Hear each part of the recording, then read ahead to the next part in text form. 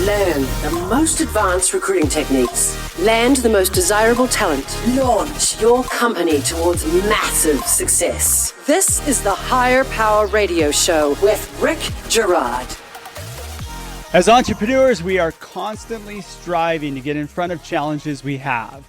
However, often we seem to be in a constant state of fighting fires. So now we're at the precipice where technology tools can alleviate this pain, but we must first invest time and training into understanding how to best position ourselves and our team to innovate successfully. Let's start to think about our human resources differently in a mind shift away from our desires to the personal and professional development of our employees. Thinking bigger attracts A players. I'm Rick Girard, and welcome to the Higher Power Radio Show. We help entrepreneurs and business leaders win the strongest hires. We do so by sharing insights from top-performing rebel entrepreneurs, game changers, and industry leaders like our guest today, Mr. Patrick Schwerdtfeger. He is the business futurist and keynote speaker. Patrick specializes in technology trends, including big data, artificial intelligence, fintech, and blockchain. He's the author of Pandemic Inc.,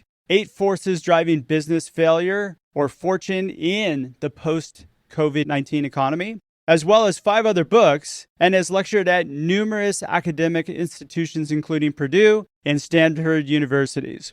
Patrick is also a regular speaker for Bloomberg TV, founder of Trend Mystery Inc., and host of Strategic Business Insights video blog with over 29,000 subscribers and 6 million views on YouTube. Patrick has spoken about business trends, technology, and digital marketing at hundreds of conferences around the world, which is what makes Patrick the perfect expert for today's topic. Patrick, welcome to the Higher Power Radio Show today. Hey, I'm really happy to be here. It's an exciting time. There's so many things happening, so your timing's right on the nose. So very true. Even with the COVID, there's so much transition has gone towards technology because of the whole people doing things more virtually. You need both. You can't just have technology. You can't just have people. It's always a question of how to integrate the two together, and one facilitates the other. So very true. Today, we're going to discuss how to think bigger to attract stronger talent. We're going to keep it pretty simple. We're going to talk about the challenge today, which is I feel like, and maybe it's just me, we're still in this just try and get people hired, and companies are just like scrambling to find people. And it's just problematic thing where they're just still doing the same thing over and over again and expecting different results, and they're not really getting them. This goes back to conversations you and I have had many times over the years. People are very tactical about hiring, and they go to job boards and do these sorts of things, but they're not thinking strategically about how to actually get the top talent. And we both know that the top talent are working for your competitors most of the time. How do you poach them from those jobs? How do you inspire them to want to work for your company rather than the company they're with currently? It doesn't have to be that complicated. A lot of it, like you mentioned, thinking bigger, the road to being is through doing. If you're doing more, if you're doing bigger things with your company and with the sorts of ambitions you're chasing, that will automatically, and by the way, it's not just inspiring your competitors, you're going to inspire your own existing employees. And maybe those millennials that aren't doing as much as you would like them to do, right? You start having bigger goals, those guys will work harder than anyone you've ever hired if you give them something inspiring to work towards. Right? Absolutely. And this leads into what it is they want for themselves personally.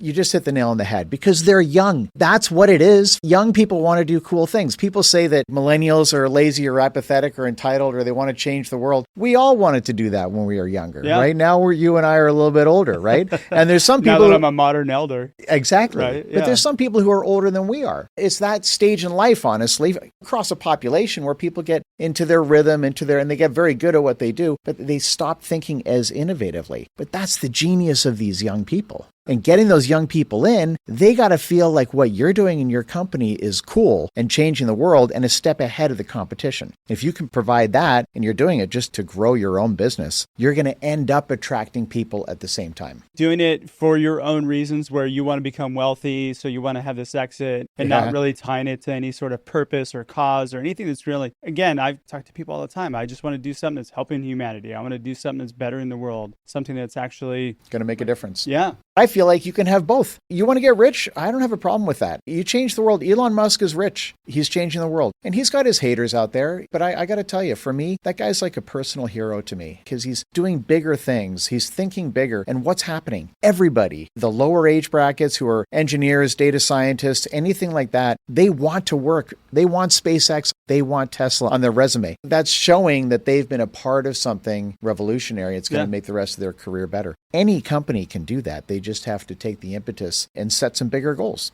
So that is very true. As entrepreneurs, we get into the mindset of we want to build this unicorn, and there's no thought into why. Why do I want to build this? Usually it's just because you want to get it on your resume that you've had an exit. When it's tied to a greater purpose, then you have the power to be able to build an Uber or something even. A lot of times we get caught up in the tactical day-to-day. What's going to be involved to achieve X, Y, or Z? These are tricks, if you will. How do you think strategically? You can put some structure around the way you think. And one way is traditionally a lot of people are like, okay, how can we do 10% more than we did last year? Or how can we do 50% more than what we did last year? And you get people like Peter Thiel, who's one of the co-founders of PayPal back in the day. He did a lot of work in the VC community before he started Palantir. He was famous for saying, what's your 10-year goal? And he would let the people doing the pitch, he would let them chew on it for a few minutes. What's your 10-year goal? Okay, how can we do that in the next 6 months? And that short circuits your brain. All of a sudden you're like, oh, wow. How can we do that in 6 months? And the amazing thing, Rick, is that a lot of times there's an answer. A lot of times there's like, if we did this, this, and this, we could maybe do that. And a lot of it has to do with coming down onto your goals from above rather than feeling like you have to go up grassroots from the bottom. This is a little esoteric, but as far as like, if you're an executive for a company, if you're running a company, if you've got ambitions, just think of the destination and work backwards from that destination. Like the most grandiose destination you can imagine. Like Elon Musk would say, we're going to Mars, right? Whatever. But whatever your industry is, how do you get to that final destination and then work backwards and try and short circuit the process? How can we go straight to the destination rather than the steps along the way? Obviously, there's a practical trade-off between those two. But everyone in your organization, including you, like not you as an individual, but the executives, right? We have an instinct to do that bottom-up thinking. So the shortage is not the bottom-up. The shortage is the top-down. The top-down is what really attracts strong players. Well, because, for sure. Hey, we've got a really difficult problem. We're going to try and land a rocket ship on the water, on a platform. Exactly. Right? Exactly. Who's not going to want to try and figure out that problem? That's the role of an executive. That's the role of a CEO, is that it's your job to have that top-down thinking. It's your job to have that vision. Because everyone's natural instinct is to think bottom up. So that's, again, I know, in the work that I do, and I'm always studying technology trends and technology utilization and kind of propagation curves, like how does technology propagate through companies. So there's a lot of stuff going on, and almost every industry invariably thinks that somehow they're behind, which actually isn't true because every industry feels that way because technology is advancing so fast. But in order to be strategic about that propagation and about that increased utilization of technology, you need to have that top-down thinking, which is going to bring top talent, and it's that combination which will allow this to actually happen. That's an interesting scenario because you do have a lot of people, like you said, a lot of companies that feel like they're catching up technology-wise. So how do we flip that to where you're able to capture that and utilize those tools, the right tools, to attract the right people as well? That's an interesting perspective. Again, I feel like the number one thing that's going to attract new talent is going to be the vision that you're setting. I agree. But if you're utilizing technology better than your competitors, I get hired in every industry you can imagine. I could tell you stories you wouldn't even believe. Like I got hired to speak for the National Pork Producers Council. So this is 750 hog farmers. And some of them literally have... I love that. Some of them Did have you like wear a trucker hat?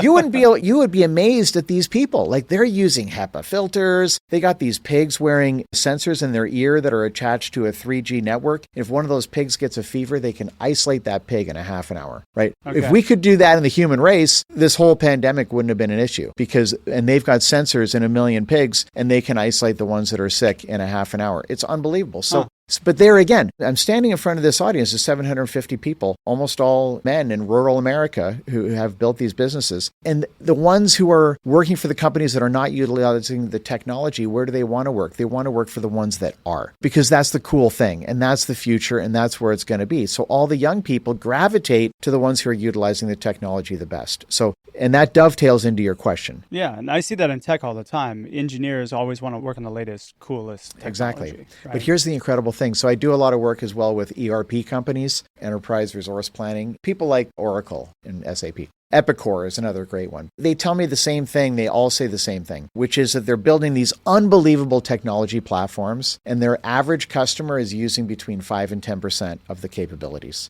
90% of the capabilities are left unutilized. Isn't that what we use of our brain too? It's true. But you know what it's like? It's like Microsoft Excel. Everyone's like, oh, I know how to use Excel. No, you don't. You know how to use 5 or 10% of Excel. But Excel can do like all sorts of Visual Basic and pivot tables and VLOOKUP and all this stuff that the average person doesn't know. Well, the same thing is true for all the enterprise software platforms. And I think most of your audience are kind of in the SMB mid-range space. They're not necessarily Fortune 100 companies. And if they are, that's great. But in the SMB space, the technology propagates largely through enterprise software. And so the number one thing, the lowest hanging fruit, if you will, for CEOs, executives in that space is to just get better training, more training in the enterprise software that they've already paid for. They've already got the software. Again, going back to attracting talent, 2 different companies can be running SAP, for example, which is an unbelievable platform. But one company is utilizing 70, 80% of the capabilities. The other company is just doing 13 tasks. This goes into like the digital transformation. What is that? It's taking a platform and integrating it with everything. All your different, you got your CRM attached to it and your production, everything's attached through that one. So if you're utilizing all of it, you're going to be utilizing technology way better than your competitors. And that is also going to attract talent. Well, you hit the nail on the head on something, which is the training piece. And I feel like this is something that SMBs fail at miserably. Train your people. And if you have an active training program that's currently going and continuously educating and helping people to further themselves in their careers, they're going to stick around because you're helping them get better. That's a huge failure point. I recruit people all the time that just say, hey, look at it. I haven't learned anything new in like 12 months. I'm just doing the same thing and I'm bored out of my mind. There's so many of these kind of salient points, but when you're doing the interview process, when you're hiring that talent, or even if you're engaging a recruiter to try and track them and make initial contact, that needs to be part of the sales pitch right off the bat. And again, like if you just go to job boards, it's almost like the sales process is reversed. Like the prospective employee is trying to sell you on hiring them. But if you're getting top talent, maybe from a competitor or someone who's really a leader in their field, you got to sell them. And it goes both ways. They're selling you. But it's more of an enterprise sale as opposed to a used car sale. And I feel like a lot of it tends to be what we know, what we're comfortable with is let me tell you all the really cool bells and whistles about my company and how we're so awesome and who we're funded by. And we have a foosball table and free water. That stuff only gets you so far. And it needs to really be more like a consultative sales approach where you understand what that human needs and be able to connect the dots in their brain as to how your opportunity fills those desires. The training that you mentioned is what I was thinking of when I said that. You've got that individual in front of you. You got to be able to say, look, we have a huge challenge in front of us. We need a lot out of you, and we're going to be training you on a lot of things along the way. And that, to someone who's young and ambitious, they're going to be like, that's what I need. That's what I want. Even old guys like myself, like I love to learn. And if you have a culture of learning, being able to do that is key. You're listening to the Higher Power Radio Show. We're going to take a quick educational moment from our sponsors. Hey, check out stridesearch.com. There you'll find a link to Healing Career Wounds, a new book that came out on Amazon. It's available now. Let it be your startup secret weapon to hiring the strongest people. Today, our guest is Patrick Schwerdtfeger. He is a business futurist and keynote speaker, and a damn good one, too. And he's also a YouTuber. He's not even saying that, but he's got like a ridiculous amount of followers on his YouTube channel, which I got sucked in that this morning watching some of your YouTube. So let's talk about solving the problem. Education is a big piece. How can we help an entrepreneur to think bigger, number one, and number two, implement some of this education that you're talking about, or continually enable people to grow so that they want to be there and they won't leave? Make them so when I call them, they won't take my phone call. Well, I mean, this is effectively that people were, if you're listening to this right now, you're in a position where we're speaking directly to how you run your job, how you run your company. Thinking bigger is an easy thing to say, but it's not necessarily an easy thing to do. And there's some structure that you can use. Just like, for example, this is a very simple example, but to you listening, think about your highest priced product or service, whatever it is that your company does. What's the highest price that you offer? Now take that price in your mind and multiply it by 10. What could you sell at that price? Actually, let's say it differently. What would need to be included for that to be a great deal at that 10x price? Again, you're short-circuiting your brain. All of a sudden, you're like, oh my gosh, I never thought about that. I'll give you the simplest example ever. Is a good friend of mine, his wife, she teaches singing lessons. I know this is a very novice example, okay? And so she's got all these kids that are taking singing lessons from her, and she charged like some ridiculously low amount. $20 an hour or something like that. Yeah, or 30. I don't even know. Yeah. It was stupid. So she was like, I want to have a group class, which would allow me to offer an even lower price. And I'm like, oh my gosh, you're going in exactly the wrong direction. And I'm like, what do you want to charge for it? And she had some number, and I did exactly the same exercise. I said, okay, let's multiply it by 10. What could you sell for that same 10-week program? She's like, well, what if we had a big concert at the end at the Orpheum, like a big, awesome facility where we could actually do a performance, and maybe we could have a video crew on hand so that the parents and these children would be left with a video of them doing a performance on a real stage at age 8 or 10 or whatever they are. And all of a sudden her brain starts going. And I know that's a simple thing, but that's really the game we're playing. So let's say you sell something for $80,000, whatever your product or service is, a consulting, who knows what it is. So 80,000 times 10, $800,000. What can you sell for $800,000? And what would need to be included in that in order for that to be a great deal? So now you're talking about a package and including a whole experience and maybe even some tie to the results, because there's a continuum there. Like the first is do it yourself. The next is done with you. The final is done for you. Sure. So right now you might be selling a DIY, right? A do it yourself package. Maybe you have another package, which is more expensive, where we do it with you. We actually bring someone on site and help you implement whatever it is you're doing. And then even another package, which is further down the line, where we literally do it for you. We literally just deliver the results. And then you have a certain guarantee of a certain amount of results. There's a continuum in all these things that people can think about, which can help you expand your thinking. I do these executive strategy sessions, and these are the exercises we go through to try and get people, and a lot of the ideas are garbage, and that's okay. That's what brainstorming is all about, totally. Right?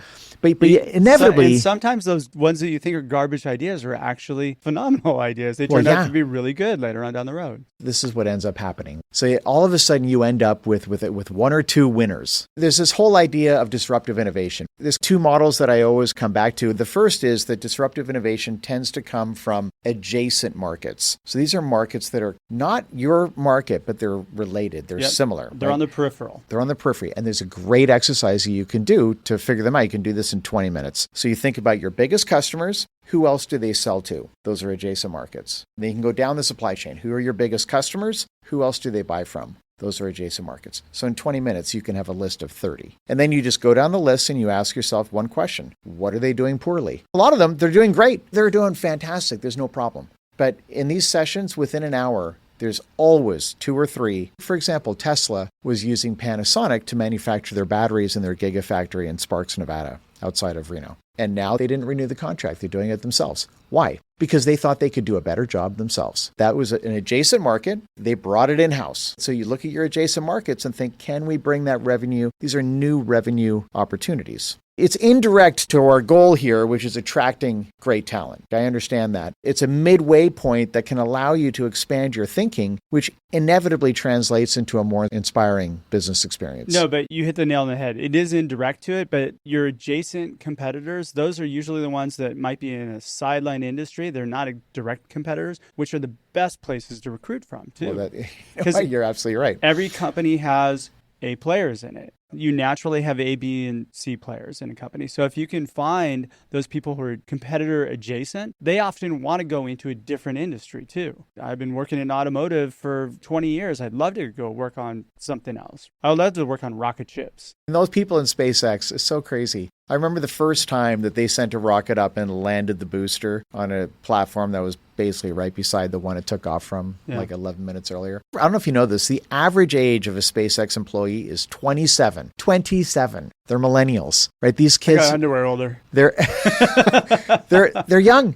They're young. And what do they want to do? They want to do cool, awesome stuff. They want to change the world. Totally. And they came from all over the place to work at SpaceX. Again, I know that not all companies can have a vision of going to Mars. Like, I get that that's not, if you're raising 1 million pigs in a field in Iowa, it's not going to be the same thing. But if you do it in an innovative, cool way, exactly, it becomes attractive. Yeah. And people end up in these industries. Like, I was in the promotional products industry for years. That's like the worst industry. You're selling landfill. I mean, it's you're selling garbage. Like, talking about mouse pads and tchotchkes, like shirts with logos on them. No kid grows up and says, one day I'm going to work in promotional products. It doesn't happen. No kid grows up and says, one day I want to work in recruiting either. Well, you know what? That's probably true, right? People end up in these industries for whatever reason. They're there. Even in the promotional products industry, there were definitely A players and B players and C players, just like you said. And so there's other adjacent markets to promotional products, including event planning, which I intersect with all the time. And then now there's online marketing and all sorts of stuff, but they're all related industries. And so you can poach the top talent if you're doing something that's more cool, more innovative, and more technology savvy than the other people in that same space. I feel like some of the best ideas are going to come from outside perspectives. Yeah, especially if you're trying to innovate. I had Bonnie and Michael, the founders of Barefoot Wines, and they were talking about how they had this problem. They got the bottom shelf at some big market chain. They go, okay, we'll give you 3 weeks and you get the bottom shelf. And so they had a big meeting. They're like, we have no idea how we're going to sell this wine. So they were brainstorming, and their secretary said, why don't you put big footprints that say this way to the Barefoot Wine? They go from the front door all the way to the wine. And it was the secretary who came up with that idea. You know, and it worked like a charm. It worked amazingly well. They were so ridiculously successful. They put them in all their stores within like 4 weeks or something like that. I wouldn't have brought this example up, but wines. So this is a famous case history. People listening, if you've taken marketing, you might have heard this before, but grocery stores sell wine in this country. I grew up in Canada. They don't there. But here you can buy wine in grocery stores. And up until about... You don't sell wine in Canada? You have to do it through a government-sanctioned liquor store. Okay. Right? It's like being in Utah, too. That's exactly. But anyway, up until about the 90s, they only sold bottles in generally the $10 range and $25 range. But starting in the mid-90s, they started stocking $45 bottles. Nobody buys the $45 bottles, but it dramatically increases the sales of the $25 bottles. There's a learning point here, too. So what's the most expensive Apple Watch?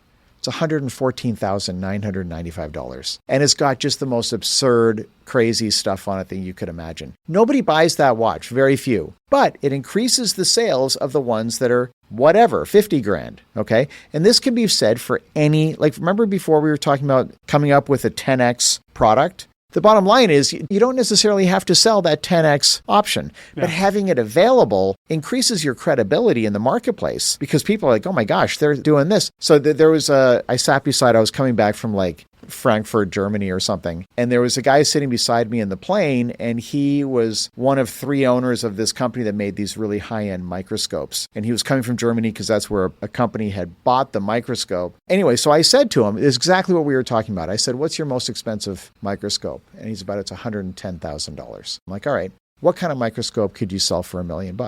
And so he's like, starts thinking.